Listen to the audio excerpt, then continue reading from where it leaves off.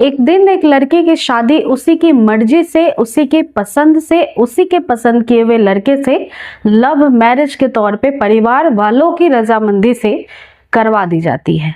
लड़का और लड़की आपस में प्यार करते थे, पहले से ही वो एक दूसरे को जानते थे, जिस वजह से लड़की लड़के से शादी करने के बाद बहुत ही खुश हो जाती है। वो अपनी नई जिंदगी बसाती है और इस नई जिंदगी में जो वो लड़की अपने पति के लिए कर सकती थी वो तमाम सारी चीजें करती है। वो किचन में तरह तरह के पकवान बनाती है, जो उसके पति को पसंद था ऐसा खाना बनाकर वो अपने पति को परोसती थी और इसी तरह से उनकी खुशहाल जिंदगी चलती जा रही थी। लेकिन अचानक से एक दिन उसी लड़की का पति गायब हो जाता है और जब वो गायब होता है तो उसके बाद 1 साल तक वो मिलता नहीं है और जब वो 1 साल बाद मिलता है तो कुछ ऐसी कंडीशन में था जिसे देखकर सबके होश उड़ जाते हैं। दरअसल वो पति जिसने अपनी मर्जी से अपनी पसंद की लड़की से शादी की थी, वो लड़की जिस किचन में खाना बनाया करती थी, उसी किचन के फर्श के नीचे उसका पति 1 साल से दफन था। और जैसे ही ये कहानी खुलती है वैसे ही सबके होश उड़ जाते हैं कि क्या एक लव मैरिज का दी एंड ऐसा भी हो सकता है। और कहानी की शुरुआत यहीं से होती है। दरअसल बिहार में सीवान नाम का एक जगह है। इसी बिहार के सीवान जिले में एक लड़की होती है रूबी, जिसे प्यार हो जाता है एक लड़के से। ये लड़का रूबी की बिरादरी का नहीं था, उससे ऊंची बिरादरी का था, जिस वजह से दोनों ही आपस में एक दूसरे से पहले मिलते जुलते हैं और धीरे धीरे जब प्यार हो जाता है तब इस प्यार को वो एक नाम, एक रिश्ता देना चाहते थे। और इसी नाम को देने की वजह से उन्होंने ये तय किया कि अब उन दोनों को शादी कर लेनी चाहिए। दरअसल दोनों के ही यानी रूबी के माता पिता या सामने जो लड़का था उसके माता पिता भी इस रिश्ते को लेकर के बिल्कुल सहमति नहीं जता रहे थे। दोनों को ही ऐसा लग रहा था कि ये जो है प्रेम विवाह वो शायद आगे जाकर नहीं चलेगा और थोड़ी बहुत जो परेशानियां आती हैं लव मैरिज में वो दोनों को ही उठानी पड़ रही थी। तमाम कोशिशों के बाद जब परिवार वाले मान जाते हैं तो रूबी की शादी उसी के पसंद के लड़के से करवा दी जाती है। रूबी की शादी जिस लड़के से करवाई गई थी उसका नाम था अकबर अली अंसारी, जिसे समीर अंसारी के नाम से भी जाना जाता था। बहुत ही अच्छे से वो काम करने में निपुण था, वो अच्छा जॉब करता था जिस वजह से वो अपने घर का खर्च अच्छे से उठा सकता था। लेकिन जैसे ही शादी हो जाती है समीर का जो जॉब होता है वो गुजरात अहमदाबाद में लग जाता है। ये जॉब दरअसल जो प्रेजेंट जॉब वो कर रहा था उससे भी अच्छी जॉब थी, जिस वजह से वो नौकरी चेंज करना चाहता था ताकि तनख्वाह बढ़ जाए। अब वो गुजरात के अहमदाबाद जाने की तैयारी करने लगता है। इधर जो अली है उसके परिवार वालों को पता चलता है कि उनके लड़के की जॉब जो है वो अहमदाबाद लग चुकी है, शादी हुए हुए भी अभी ज्यादा दिन नहीं हुए हैं। तो परिवार में जो माता पिता होते हैं वो भी अब अली अंसारी को कहते हैं कि तुम अपनी पत्नी रूबी को भी अपने साथ ले जाओ, अपनी गृहस्थी वहीं बसाओ और अच्छे से खुशहाल जीवन बिताओ। इस वजह से अब ये दोनों ही पति पत्नी गुजरात के अहमदाबाद पहुंच जाते हैं। जब गुजरात के अहमदाबाद पहुंचते हैं तब ये वहीं पे एक घर लेते हैं। अहमदाबाद में जो घर इन्होंने लिया था वहीं पे रहते रहते एक खुशहाल जिंदगी ये बिताना शुरू कर देते हैं। अली अंसारी अपना जॉब काफी अच्छे से कर रहा था, उसकी तनख्वाह भी काफी अच्छे से आती थी, परिवार का जितना खर्च था वो काफी आराम से चल जाता था और रूबी भी इधर अपने घर के कामों में व्यस्त रहती थी। जैसे जैसे गृहस्थी आगे बढ़ती है दोनों के ही 2 बच्चे हो जाते हैं, यानी पति पत्नी और अब 2 बच्चे। टोटल 4 लोग अब इस अंसारी फैमिली में हो चुके थे और अली अंसारी और रूबी अंसारी की जिंदगी बहुत ही अच्छे से गुजर बसर कर रही थी। अब आता है साल 2024 का अप्रैल का महीना। ये जो अप्रैल का महीना था ये वही मंथ था जब अचानक से जो अली अंसारी है वो अपने ही घर से गायब हो जाता है। दरअसल रूबी अपने बच्चों के साथ अकेले रह रही थी और आसपास के जो लोग थे वो काफी मिलनसार थे, बातें किया करते थे, जिस वजह से जब जैसे ही अली अंसारी घर में दिखाई नहीं देता है कुछ हफ्ते बीत जाते हैं, तब अब पड़ोसी जो थे वो रूबी से क्वेश्चन करना शुरू कर देते हैं कि जो भाई साहब है वो दिखाई क्यों नहीं दे रहे हैं। क्योंकि अली अंसारी बहुत मिलनसार था, जब भी जॉब के लिए निकलता था या बाहर घर से बाहर भी आता था तो वो अपने पड़ोसियों से काफी अच्छे से मिलता जुलता था, हालचाल पूछा करता था। लेकिन अब कुछ दिनों से अली अंसारी दिखाई नहीं दे रहा था। इस वजह से जब रूबी से सभी लोग आसपास के पूछ रहे थे, तब रूबी बताती है कि अली अंसारी की एक जॉब लग गई है और वो दुबई चला गया है। और दुबई जाने का एक बहुत बड़ा ये रीजन है कि उसकी जॉब बहुत अच्छी लगी है, पैसे काफी अच्छे आएंगे, इस वजह से वो अभी अकेला ही गया है। कुछ दिनों के बाद वो अपने परिवार को भी अपने साथ ही दुबई में रखेगा। ये जानने के बाद पड़ोसी अब शांत हो जाते हैं, वो कुछ भी अब रूबी से पूछते नहीं थे और ऐसे ही करते करते महीने बीतते चले जाते हैं।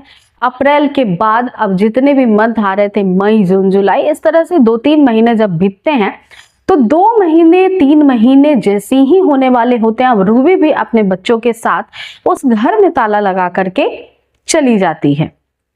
पड़ोसियों को काफी अटपटा लग रहा था कि अभी अभी नई जॉब लगी है, शायद जॉब बहुत अच्छी है, इस वजह से रूबी भी वहां चली गई हो।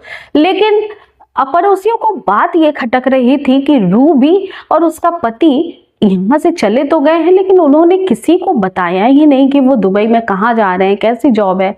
दरअसल जो अली अंसारी है उसका नेचर काफी मिलनसार था, वो हर एक बात जो है अपने परिवार की कई बार पड़ोसियों को भी बताया करता था।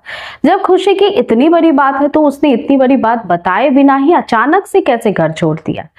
2-3 महीने बाद घर पे ताला लग जाता है। ये ताला बरकरार रहता है 3-4 महीने आगे तक, 5 से 6 महीने बीत जाते हैं। उसके बाद एक नए परिवार की एंट्री होती है। दरअसल ये जो नया परिवार था ये रूबी का कोई रिश्तेदार लगता था और इसकी भी जॉब अहमदाबाद में हुई थी, जिसकी वजह से अपने पूरे परिवार के साथ रूबी के घर में रहने आते हैं।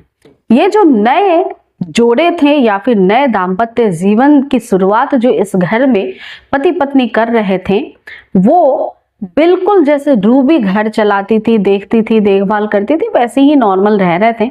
अब अड़ोसी पड़ोसी उनसे भी पूछने आया करते थे कि रूबी कहाँ है। अब वो भी कुछ ज्यादा जानकारी देते नहीं थे और वो भी कुछ ढंग से पड़ोसियों के साथ बात नहीं करते थे, क्योंकि वो केवल और केवल जॉब की वजह से इस घर में रुकने आए थे। इस वजह से वो बहुत लिमिट में बात किया करते थे। लेकिन धीरे धीरे समय बीतता चला गया और ये भी जो फैमिली थी वो भी घर में ताला लगाकर चली जाती है, क्योंकि ये जो रूबी के रिश्तेदार थे उनकी जॉब भी कहीं और शहर में लग जाती है। अब फिर से उस घर के गेट पे ताला लटका हुआ था। जब ये सिलसिला चलता चला जाता है और रूबी भी फिर से उस घर को वापस देखने नहीं आती है, लगातार उस घर पे ताला लगा ही हुआ था, तब एक दिन अचानक एक सिपाही रूटीन अपनी कंप्लीट करने के लिए उस रास्ते से गुजर रहा था, यानी कि वो गश्त कर रहा था। जब वो उन गलियों से निकल रहा था तो उसी सिपाही का एक मुखबिर उसके पास आता है और बताता है कि दरअसल ये जो सामने घर है जिसमें ताला आप हमेशा ही देखते हो, इस घर का मालिक था अली अंसारी, और ये अली अंसारी अब इस दुनिया में नहीं है, इसकी मौत हो चुकी है। और इसकी मौत ही नहीं, इसकी हत्या कर दी गई है और आपको जरूर इसकी हत्या के कारण के बारे में पता लगाना चाहिए। जो वो सिपाही था उसका मुखबिर बड़ा ही खास था और उसकी सारी ही बातें सच ही निकलती थी। इस वजह से सिपाही अब इस बात को सुनने के बाद उसे बहुत ज्यादा गहनता से लेता है और सीधे अपने आला अधिकारी अफसर के पास जाता है और सारी बात वहां पे बताता है कि फलाना एरिया में ये मोहल्ला है, वहां पे अली अंसारी का घर है, जहां से अली अंसारी को गायब हुए, लापता हुए काफी वक्त हो चुका है और अब मुखबिर के द्वारा जानकारी मिली है कि उसकी हत्या हो गई है। इसके बाद जो अफसर थे वो भी इस बात को काफी सीरियस लेते हैं और जब वो सोचते हैं कि जिस मुखबिर ने ये बात बताई है वो इतना ज्यादा विश्वास पात्र है कि उसकी बात गलत नहीं होती है, तब अब एक टीम जो है वो इस केस को सुलझाने के लिए गठित की जाती है और इसी टीम को सबसे पहले जिस घर में अली अंसारी की मौजूदगी 1 साल पहले देखी गई थी, वही घर जहां से रूबी ने ताला लगाकर घर को बंद करके निकल गई थी बच्चों को लेकर के, उसी घर के पास जाकर अड़ोस पड़ोस में पहले बात करने की कोशिश करती है।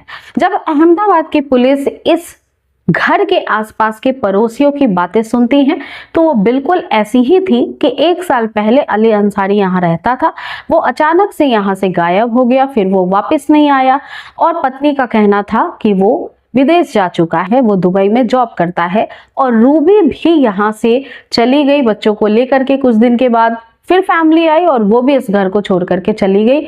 अब इस घर में कोई भी नहीं रहता है।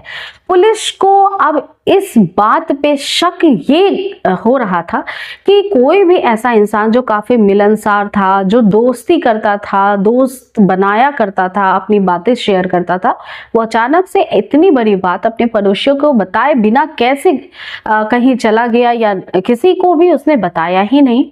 ये बात पुलिस को खटकने लगती है। इसके बाद पुलिस की टीम जो है वो अब निर्णय लेती है कि जहां पे अली अंसारी अहमदाबाद में जॉब करता था, अब उस ऑफिस में जाकर के वहां पे कुछ खास दोस्तों से पूछताछ करने की कोशिश करेगी जो अली अंसारी के काफी करीब थे। अब उस ऑफिस का भी पता निकल जाता है पड़ोसियों के द्वारा। जब वो ऑफिस अहमदाबाद पे पहुंचते हैं, उस ऑफिस में जहां अली अंसारी काम करता था, तब वहां जा करके पूछताछ होता है और पूछताछ में सबसे पहली जानकारी यही मिलती है कि अली अंसारी पिछले 1 साल से ऑफिस नहीं आया है। जब उसने ऑफिस छोड़ा था तो उसने कोई भी ऐसी जानकारी नहीं दी थी कि वो कहाँ जा रहा है, कितने दिन के लिए जा रहा है, या फिर उसने छुट्टी की भी अर्जी नहीं लगाई थी।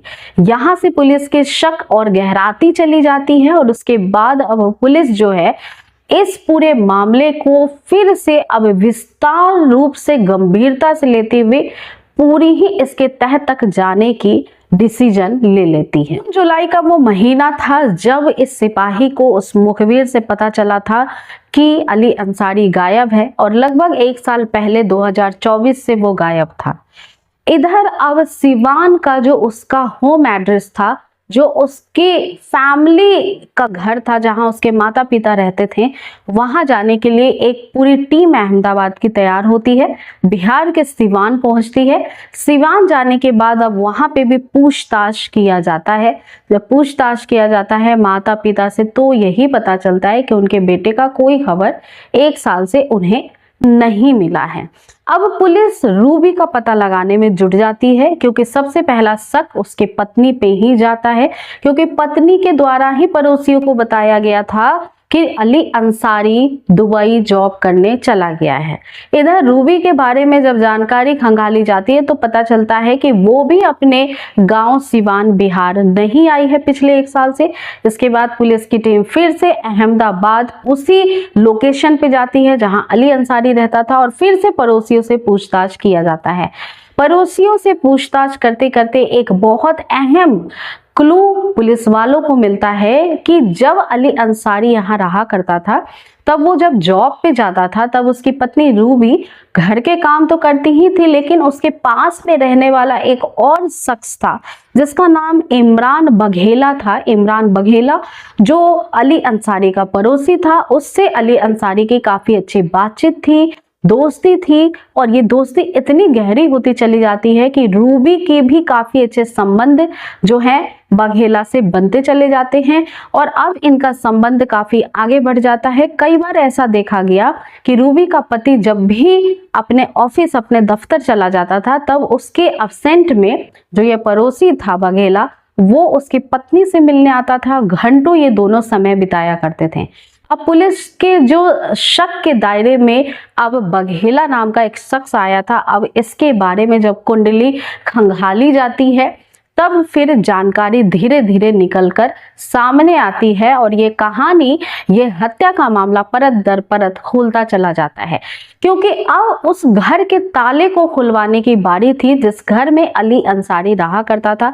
पुलिस कुछ साक्ष्य, कुछ सबूत ढूंढना चाहती थी अब उस घर के अंदर जाकर के, लेकिन ताला लगे होने की वजह से पुलिस अब कोर्ट का दरवाजा खटखटाती है और वहां पे कोर्ट से ऑर्डर लेती है कि अंसारी, जो अली अंसारी के घर का ताला है, उसे खुलवाया जाए। कोर्ट से परमिशन मिल जाता है पुलिस को और एक मजिस्ट्रेट भी उनके साथ जाते हैं। जिस दिन ये टीम अली अंसारी के घर का ताला खुलवाती है और अंदर एंटर होती है तो घर के अंदर का माहौल कुछ ऐसा ही था कि एक घर काफी दिनों से बंद है, अंदर काफी जाले लगे हुए हैं, धूल है जगह जगह पे और कुछ ऐसे सामान हैं जो काफी दिनों से अस्त व्यस्त पड़े हुए हैं।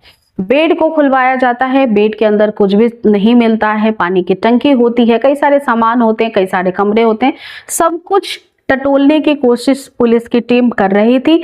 और ऐसे करते करते अब पुलिस की टीम पहुंच जाती है किचन में। जब किचन तक पुलिस की टीम पहुंचती है तो इसी पुलिस की टीम के एक सदस्य का दिमाग इस तरह से चलता है कि उसने ऐसा सोचा कि ये जो मर्डर मिस्ट्री है वो कुछ दृश्यम के जैसी है। दृश्यम जो मूवी आई थी वैसी है। एक शख्स अपने ही घर से लापता हो जाता है और इस कदर लापता होता है कि उसका कोई अता पता ही नहीं चल रहा है पिछले 1 साल से। और कहीं ना कहीं जैसे दृश्यम में दिखाया गया था कि एक जो लाश है वो पुलिस थाने के अंदर दफन है, वैसे ही कहीं ना कहीं अली अंसारी की लाश हो सकता है उसके घर के अंदर ही दफन हो। ऐसा सोचते सोचते जब पुलिस की टीम किचन से बाहर निकल ही रही थी, उसने सब कुछ चेक कर लिया था। वैसे ही जब फर्श पे नजर जाती है तो किचन का जो टाइल्स था वो दिखाई देता है कि इसे फिर से उखाड़ कर लगाया गया है। कुछ टाइल्स अस्त व्यस्त हालत में पड़े हुए थे, जैसा कि अमूमन किचन में नहीं होता है। अब पुलिस की टीम जिस बात पे शक कर रही थी उस शक को अब सीधे तौर पे आजमाने का समय आ गया था। पुलिस की टीम ने ऑर्डर लेते हुए उस किचन के फर्श को खुदवाने की कोशिश की। परमिशन मिलते ही उस किचन के टाइल्स को हटाया गया और जब वहां की जमीन खुदाई गई तो थोड़े ही वक्त में वहां से इंसानी कंकाल की हड्डियां बरामद होने लग गई, जो कि टुकड़ों में वहां पे मौजूद थी। पुलिस को पहली नजर में ही देख कर के ये लग रहा था कि ये हड्डियां जो हैं इंसानी कंकाल की हैं, लेकिन इन्हें टुकड़ों में काट कर यहाँ पे दफन किया गया। उसके बाद इन सारी ही हड्डियों को बड़े ही आराम से इकट्ठा किया जाता है ताकि कोई डैमेज ना हो। सब कुछ सबूत इकट्ठा करने के बाद अब इस कंकाली हड्डी को नजदीकी अस्पताल भेजा जाता है ताकि ये चेक किया जा सके कि ये क्या अली अंसारी की ही बॉडी के पार्ट्स हैं, बोन्स हैं। इसके बाद जो सर्च टीम होती है वो और भी साक्ष्य जुटाती हैं। ये सारी ही चीजें कलेक्ट करके तुरंत ही अस्पताल के मॉर्चरी रूम में भेज दिया जाता है, जहां से अब फॉरेंसिक टीम जो होती है वो पूरा पड़ताल करती है जहां पे ये सारी ही कंकाल हड्डियां मिली थी वहां की। और उसके बाद ये जांच जो है वो आगे बढ़ाने के लिए माता पिता के डीएनए से उस हड्डी की जांच करवाई जाती है। पता चलता है कि ये अली अंसारी की ही हड्डियां हैं। अब जब पुलिस के सामने ये पूरा मामला खुल जाता है तब अब सीधे रूबी को ढूंढने की बारी थी और सीधे ही उसके प्रेमी को ढूंढने की बारी थी। और कुछ ही दिनों की मेहनत के बाद पुलिस को क्लू मिल जाता है। सबसे पहले रूबी का जो कथित रूप से प्रेमी था, जिसका नाम इमरान बघेला था, वो अरेस्ट कर लिया जाता है। और जब उससे पूछताछ होती है तब पता चलता है कि रूबी और बघेला के बीच में प्रेम संबंध था, जिसके बारे में जानकारी रूबी के पति को चल गया था, भनक लग गया था। और एक दिन उसने रंगे हाथों अपनी पत्नी को उसी के प्रेमी के साथ पकड़ लिया, जिसकी वजह से उनका मिलना जुलना और भी ज्यादा मुश्किल हो गया। और दिन प्रतिदिन रूबी की जिंदगी और बद से बदतर होती चली जा रही थी। वो अपने प्रेमी से मिल नहीं पा रही थी, जिस वजह से एक दिन दोनों ने मिलकर ये प्लान किया कि क्यों ना अब बीच में जो हड्डी है उसका पति उसे हटा दिया जाए। अब इसके बाद उन दोनों ने अपने ही यानी रूबी के पति के मौत की खौफनाक साजिश रची। और इसके बाद 2 और दोस्त जो कि बघेला के ही बताए जाते हैं, जिसका नाम है रहीम और दूसरे का नाम है मौसिल, इन दोनों को ही जो बघेला है उसने अपनी परेशानी बताई, दोनों को ही इस साजिश में शामिल किया। और एक दिन मौका पाते से ही सीधे रूबी के घर जाकर अली अंसारी के ऊपर हमला कर देते हैं। ये 3 लोग लगातार अली अंसारी का गला दबाते हैं, फिर धारदार हथियार से उसको मौत के घाट उतार देते हैं। अली अंसारी के साथ जब ये सारी ही चीजें हो रही थी तब रूबी वहीं पे खड़ी होकर सारी चीजें देख रही थी। और जब उसका पति अब इस दुनिया में नहीं होता है, उसकी मौत हो जाती है, तब अब लाश को ठिकाने लगाने के लिए रूबी के दिमाग में ही ये सबसे पहला ख्याल आता है कि क्यों ना उसके पति की लाश इसी के घर में दफन कर दी जाए। इसके बाद अब किचन की टाइल्स हटाई जाती है। वो तीनों ही मिल करके, मौसिल और साथ ही जो 2 अन्य आरोपी हैं, वो सभी मिल करके अब किचन का फर्श का टाइल्स हटाते हैं, वहाँ पे खुदाई करते हैं और फिर वहाँ पे पीस में टुकड़ों में काट करके अली अंसारी के बॉडी पार्ट्स को दफन कर देते हैं। और फिर मार्केट से सीमेंट लाया जाता है और फिर से टाइल्स को लगाने की कोशिश की जाती है। लेकिन चूंकि वो ये काम करते नहीं थे, इसमें परफेक्शन नहीं था उनका, इस वजह से वो टाइल्स को जैसे तैसी हालत में लगा देते हैं। उसके बाद 2 महीने और अली अंसारी की पत्नी रूबी उसी घर में रहती है, लेकिन उन्हें कहीं ना कहीं डर था कि उनकी ये जो पूरी षड्यंत्र है, साजिश है, ये कहीं ना कहीं इसका पर्दाफाश हो जाएगा। इस डर की वजह से जो रूबी का प्रेमी था वो रूबी को उस घर से ले करके 2 महीने बाद चला जाता है किसी और जगह पर रहने के लिए। लेकिन ये पूरा वाकया 1 साल बाद इसलिए खुलता है कि जो मौसील था, ये जो पूरे षड्यंत्र में शामिल था, जिसने मदद की थी अपने फ्रेंड की, वो मौसील कहीं किसी के पास खड़े होके बात कर रहा था और ये सारी ही बातें वो सामने वाले जो इंसान से बात कर रहा था उसे बता रहा था। और वहीं पे वो मुखबिर जो पुलिस का था उस एरिया का, वो भी खड़ा था और वो भी इस बात को सुन रहा था, जिसकी वजह से ये पूरे हत्याकांड का पर्दाफाश हुआ। लेकिन ये जब कहानी लोगों के सामने आई तब लोग भी ये सोचने पे काफी ज्यादा मजबूर हो गए कि वो लड़की जिसने अपनी मर्जी से प्रेम विवाह किया था, उसने अपने ही पति को जिससे पहले प्यार किया उसे इतनी खौफनाक मौत दी और एक लव मैरिज की कहानी की डी एंड उसी की एक प्रेमिका ने इस तरह से रची जो अपने आप में सुनकर सबके रोए सिहरन में डाल देते हैं। हर कोई हैरान था। ये कहानी जब लोगों के सामने आई तब लव मैरिज पर से भी कई सारे लोगों के जो है विश्वास डगमगाने लग जाते हैं। इसी वजह से दोस्तों, जब भी आप किसी से प्यार करते हैं या किसी से लव मैरिज करना चाहते हैं, उसका क्या रवैया है, उसका क्या नेचर है, वो कितना ज़्यादा ट्रस्टेड है, ये सारी चीज़ें आपस में ही पहले ठीक से देखभाल करके ही शादी का बड़ा फैसला लेना सही होता है। अब परिवार जो अली अंसारी का है वो भी इसी दुख में है कि कहीं ना कहीं उसकी वजह से भी, उसके गलत निर्णय की वजह से भी अली अंसारी इस दुनिया में शायद नहीं है। अगर उसने शादी में जल्दीबाजी नहीं की होती तो शायद वो इस दुनिया में होता। और यही उसके परिवार वाले भी सोचते हैं कि कहीं ना कहीं जो वो पहले शादी के लिए मान नहीं रहे थे, राजी नहीं हो रहे थे, वो शायद एक संकेत था कि उनका बेटा बच जाए। लेकिन नियति में यही लिखा था अली अंसारी के। तो आज की जो कहानी है वो यहीं तक की है। इस कहानी को सुनाने का मकसद मेरा किसी भी व्यक्ति की भावनाओं को ठेस पहुंचाना नहीं है या दुख पहुंचाना नहीं है। मैं कहानियां बस आपको किसी ऐसे इंसिडेंट, क्राइम की इसलिए सुनाती हूँ ताकि आप सचेत रहें, सावधान रहें और सुरक्षित रहें। तो अगली कहानी के साथ फिर से मुलाकात होगी। तब तक अगर आप रियल स्टोरीज क्राइम की सुनना पसंद करते हैं तो चैनल को सब्सक्राइब कर सकते हैं और वीडियो को लाइक कर सकते हैं। तो अपना पूरा ख्याल रखें, स्वस्थ रहें, सुरक्षित रहें। धन्यवाद।